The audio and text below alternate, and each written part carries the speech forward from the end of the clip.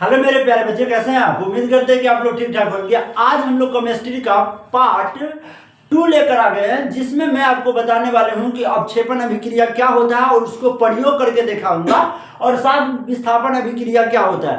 यह क्लास 10वीं का केमिस्ट्री का चैप्टर नंबर 1 है, जिसका नाम है केमिकल रिएक्शन एंड इक्वेशन, यानी रासायनिक समीकरण अभिक्रिया एवं समीकरण।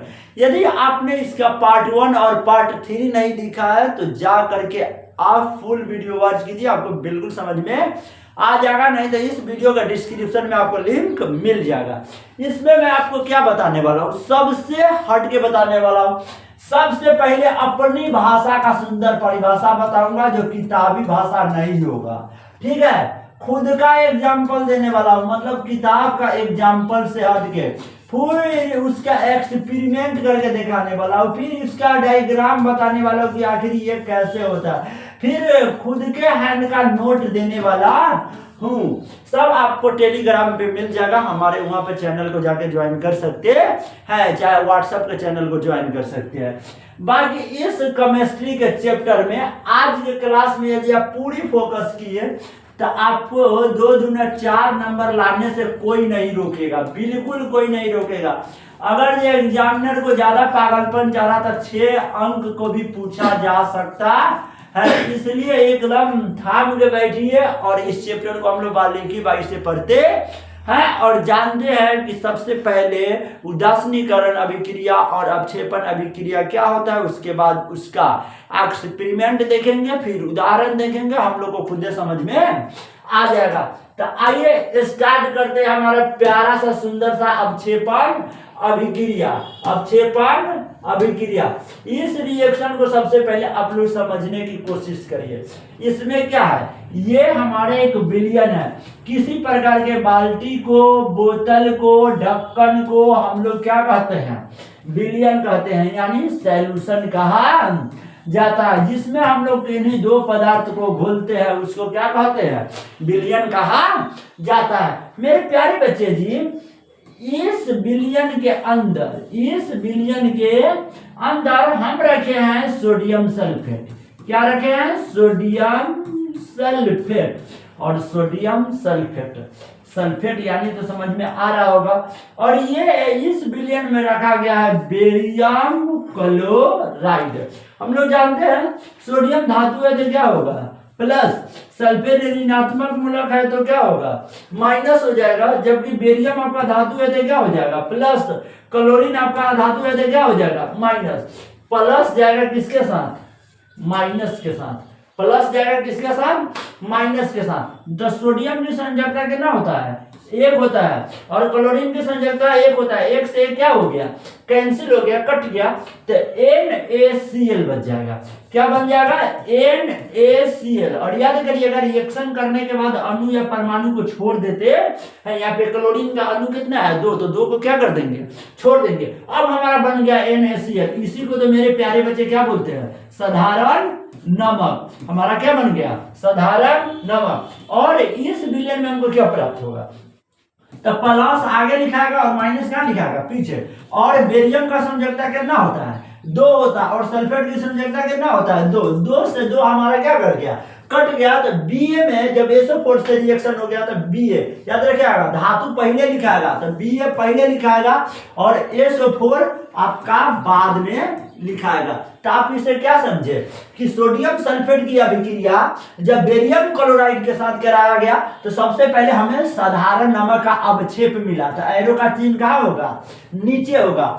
अवक्षेप यानी फेन यानी समझ रहे हैं ना, जैसे कि हम लोग बर्तन में रख के किसी सरफ को घोलते हैं तो सरफ में से हम लोग को क्या प्राप्त होता है, फेन प्राप्त होता है। जब समुद्र में सोडियम सल्फेट और बेरियम क्लोराइड को जब रिएक्शन कराया जाता है तो हम लोग को साधारण नमक मिलता है, यानी अवक्षेप बनता है। क्या चीज के रूप में, सोडियम क्लोराइड के रूप में। और बाकी आपका इधर क्या बन गया, बेरियम सल्फेट। इसके पहले हम लोग कुछ परिभाषा सीखते हैं और परिभाषा से हम लोग डायरेक्ट आ जाएंगे क्या चीज पे, तो क्या चीज पे कुछ और उदाहरण सारा देखेंगे।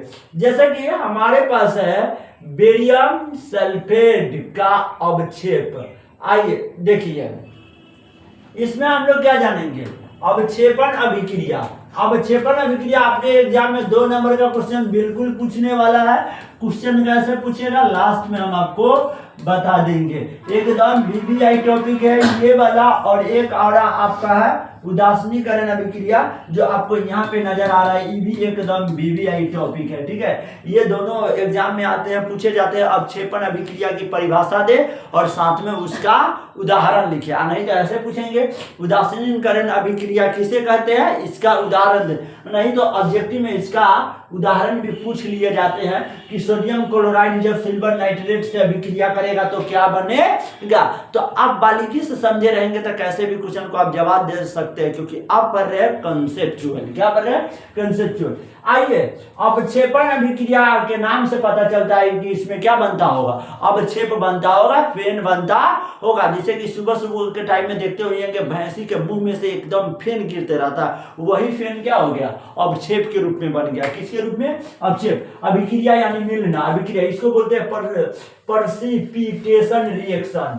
अब ये क्या होता है और साथ में इसका क्या देना है, उदाहरण देना है। किसी भी द्विविस्थापन अभिक्रिया, द्विविस्थापन अभिक्रिया मैंने कल की क्लास में पढ़ाया। द्विविस्थापन अभिक्रिया ऐसे अभिक्रिया को कहते हैं जिसमें किसी बड़े यौगिक के दो यौगिक को साइड करके, चाहे तत्व को साइड करके अलग निकाल दिया जाता है, उसको हम लोग क्या कहते हैं, द्विविस्थापन अभिक्रिया कहते हैं।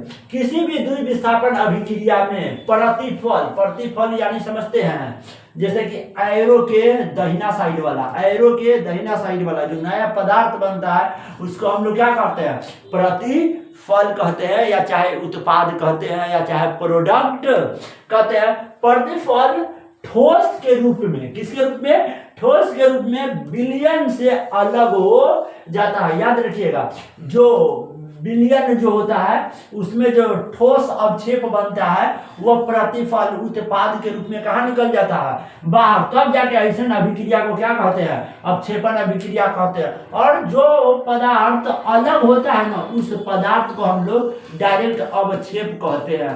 अवक्षेप यानी प्रेसिपिटेशन कहते हैं। जैसे कि एक उदाहरण से आप समझ पाएंगे कि सोडियम क्लोराइड की अभिक्रिया आपकी कराया जाएगा किसके साथ, सिल्वर नाइट्रेट के साथ। तो क्या बनेगा राइट, तो सोडियम क्लोराइड और सिल्वर नाइट्रेट एरो के साइन से कहाँ है, पीछे है। तो ये पूरा के पूरा अभिकारक हो गया। जो पदार्थ रासायनिक अभिक्रिया में भाग लेता है क्या कहलाता है, अभिकारक। और जो पदार्थ रासायनिक अभिक्रिया में भाग लेने के बाद नए पदार्थ बना देता है उसको हम लोग या तो प्रतिफल और नहीं तो उत्पाद के नाम से जानते हैं। तब हमको क्या बनेगा, देखिए सोडियम का संकेत N है और क्लोराइड यानी Cl, NaCl जिसे साधारण नमक कहते हैं, और सिल्वर यानी अर्जेंटम, और नाइट्रेट का सूत्र याद रखिएगा NO3 होता है। अब देखिए सोडियम आपका प्लस होता है, क्लोरीन आपका माइनस होता है, अर्जेंटम यानी चांदी आपका प्लस होता है, NO3 ऋणात्मक मूलक माइनस होगा। प्लस जाएगा, सोडियम जाएगा नाइट्रेट के साथ अभिक्रिया करेगा, और अर्जेंटम जाएगा क्लोरीन के साथ अभिक्रिया करेगा। तो देखिए काफी आसान है, जब Ag की अभिक्रिया Cl के साथ होगा तो बन जाएगा AgCl, और यहाँ पर अवक्षेप बन रहा है। क्या बन रहा है, अवक्षेप।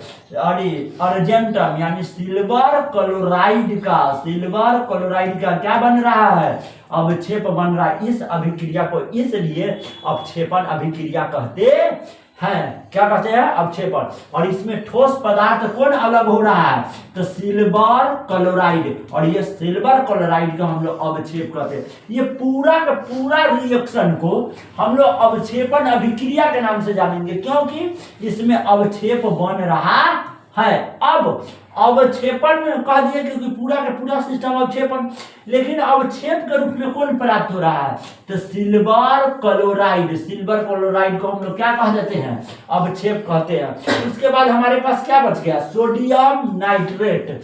क्या बच गया, सोडियम नाइट्रेट। यही रिएक्शन को तो हम लोग क्या कहते हैं, इसी रिएक्शन को हम लोग बोलते हैं अवक्षेपण अभिक्रिया।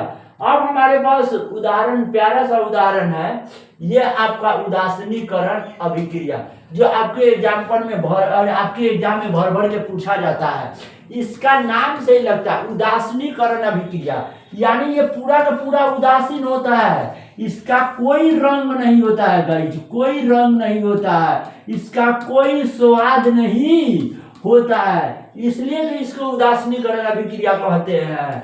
इसको चखने पर आपको कोई स्वाद नहीं मिलेगा, इसके देखने पर आपको कोई कलर नहीं मिलेगा, इसलिए इसका नाम। इंग्लिश देखिए ना, इंग्लिश न्यूट्रलाइजेशन, न्यूट्रलाइजेशन ये पूरी तरह से न्यूट्रल हो चुका है, पूरी तरह से जीरो हो चुका है, न तो ये अम्ल है न तो ये क्षारक है। ठीक है, इसका परिभाषा देख लेते हैं। वैसा रिएक्शन, वैसा अभिक्रिया जिसमें क्षार नीचे बताया हूं, टेंशन मत लीजिए। क्षार अम्ल से, क्षार केकरा से अभिक्रिया करेगा? अम्ल से। याद रखिएगा, क्षार को ना, क्षार को भस्म कहा जाता है, भस्म यानी राख होता है, भस्म यानी राख होता है। क्षार की अभिक्रिया किसके साथ कराया जाता है? भस्म के साथ। सॉरी, क्षार और भस्म एक के होता है, और इस भस्म का मतलब कथी होता है? राख। शंकर जी भस्म लगाए रहते हैं, मतलब राख लगाए रहते हैं, से अभिक्रिया करके, मतलब क्षार केकरा से अभिक्रिया करेगा?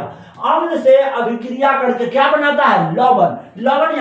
लवण यानी मेरे प्यारे बच्चे साल्ट, जो हम लोग अपना घर में खाते हैं। लवण यानी नमक, लवण यानी नमक, जिसका स्वाद नमकीन होता है, जिसे हम लोग अपना घर में साधारण नमक बोलते हैं। और इस साधारण नमक का प्यारा सा सूत्र होता है NaCl, जो हम लोग सब्जी उब्जी में, दाल उल में रखकर क्या करते हैं? खाते हैं, अपना दैनिक जीवन में उपयोग करते हैं। और साथ में क्या बनता है? जल बनता है, क्षार नहीं, जल बनता है। और जल यानी समझते हैं पानी, और पानी का कोई रंग नहीं होता है, कोई रूप नहीं होता है। पानी का न तो कोई रंग होता है, न कोई आकार होता है, और न ही कोई स्वाद होता है। इसलिए तो ऐसे अभिक्रिया को हम लोग क्या कहते हैं? न्यूट्रलाइजेशन यानी उदासीनीकरण अभिक्रिया के नाम से जानते हैं। जैसे कि हम आपको एक चीज और बता दें, हाइड्रोक्लोरिक अम्ल जो होता है ना, वह स्वाद में हमेशा खट्टा होगा। क्या होगा? खट्टा होगा। और ये जो HCl लिखा है, ये हाइड्रोक्लोरिक अम्ल है, जो हमारे पेट में पाए जाते हैं। और एक प्यारा सा फॉर्मूला है, इस फॉर्मूला को आप याद रखिएगा। जब क्षार यानी भस्म जब एसिड से अभिक्रिया करेगा, अम्ल से अभिक्रिया करेगा, तो हमेशा एक नया प्रोडक्ट बनाएगा, यानी उत्पाद या प्रतिफल बनाएगा, आपका साल्ट, और जो वाटर बनाएगा यानी लवण, और क्या बनाएगा? जल बनाएगा। अब बात है हम लोग को उदाहरण देखने का। फॉर एग्जाम्पल मान लेते हैं, मान लीजिए कि हमारे पास एक क्या है? बिलियन है। इस बिलियन में 5 केजी चीनी है। 5 केजी क्या है? चीनी है। और इस 5 केजी चीनी में आपने 5 केजी मिर्चा पाउडर रख दिया। मिर्चा पाउडर यानी पिसवा के मिर्चाई रख दिया। क्या हुआ कि चीनी आपका मीठा होता है और मिर्चाई आपका तीखा होता है, स्वादहीन हो गया। स्वाद क्या हो गया? हीन हो गया, यानी ये पूरी तरह से फिक्का हो जाएगा। क्या हो जाएगा? तीखा के साथ। तो यही तो फिक्का होना क्या कहलाता है? उदासीनीकरण अभिक्रिया कहलाता है। अब इसका हम लोग कुछ उदाहरण देखते हैं और फिर उदाहरण को समझते हैं। अब उदाहरण को हम लोग क्या समझेंगे, तो इसका उदाहरण समझना काफी आसान है। उदासीनीकरण के अभिक्रिया का उदाहरण समझना काफी आसान है गाइस। देखिए, उदाहरण मैंने फर्स्ट लिया है कि आपके पेट में पाए जाने वाले अम्ल, जिसे हम लोग हाइड्रोक्लोरिक अम्ल के नाम से जानते हैं, और ये समुद्र में के हाइड्रा ऑक्साइड है, सोडियम हाइड्रा ऑक्साइड। और एक बात और बता दूं कि क्षार को पहचाना काफी आसान होता है। क्षार को पहचाना, जिस भी यौगिक कंपाउंड के लास्ट में आपको OH दिखाई देता है, एनीथिंग एल्स, वो क्या हो जाएगा? क्षार यानी भस्म हो जाएगा। जैसे NaOH, ये एक यौगिक है, कंपाउंड है, और इसके लास्ट में आपको क्या दिखाई दे रहा? OH। तो आप आंख मूंद के बता सकते हैं कि ये आपका क्या है? क्षार है, ये आपका भस्म है। जैसे तो क्या बनता है? बनता है सोडियम क्लोराइड, और साथ में क्या बनता है? जल बनता है। ये आपका HCl यानी हाइड्रोक्लोरिक अम्ल है, ठीक है। NOAH देखिए हाइड्रा ऑक्साइड, हाइड्रा का मतलब हाइड्रोजन और ऑक्साइड का मतलब ऑक्सीजन, और सोडियम का संकेत तो सबको पता है, नाइट्रियम कहा जाता है। तो हाइड्रोक्लोरिक अम्ल की अभिक्रिया जब सोडियम हाइड्रा ऑक्साइड के साथ कराया जाएगा तो हाइड्रोजन अधातु होते हुए भी क्या होता है, plus, chlorine minus, sodium plus और हाइड्रोजन प्लस, ऑक्सीजन माइनस, ठीक है। अब इसके बाद की चर्चा करते हैं कि H प्लस है तो किसके साथ जाएगा, माइनस के साथ, तो एगो H और एगो H, दूगो H और साथ में आपका ऑक्सीजन का चीज माइनस वाला, मतलब दूगो H और एगो ऑक्सीजन, क्या बन गया, जल बन गया, ठीक है। और इधर का ये आपका बच गया Cl और साथ में An, Cl और साथ में An, तो Na प्लस है और Cl आपका क्या है, माइनस है। प्लस जब माइनस के साथ अभिक्रिया करता है तो बन जाता है NaCl, याद रखिएगा प्लस वाला पहले लिखाएगा और माइनस वाला बाद में, तो बन जाएगा NaCl यानी साधारण नमक और साथ में क्या चीज, जल। याद रखिएगा उदासीनीकरण अभिक्रिया में हमेशा लवण बनता है और साथ में क्या बनता है, जल बनता है, यानी नमकीन वाला पदार्थ बनेगा और साथ में उदासीन पदार्थ बनता है। ये अभिक्रिया अक्सर हमारे समुद्र में किए जाते हैं, ये सब अभिक्रिया कहाँ किए जाते हैं, समुद्र में किए जाते हैं।